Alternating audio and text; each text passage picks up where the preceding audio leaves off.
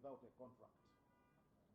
Those are the orders issued. So we seek that court grants orders maintaining.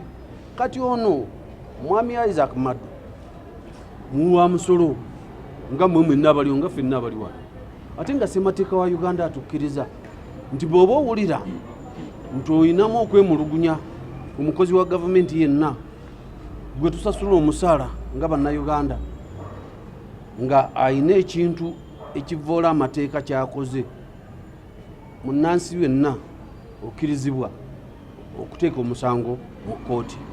Ffenno twasazeewo okujja mu kkooti naye era tutegeeza abo bonna abaagala okulya ssente z'omuwi w'omusolo nga ffe abantu abaavu abantu ba bulijjo tugenda kukola kyonna ekyetaagisa.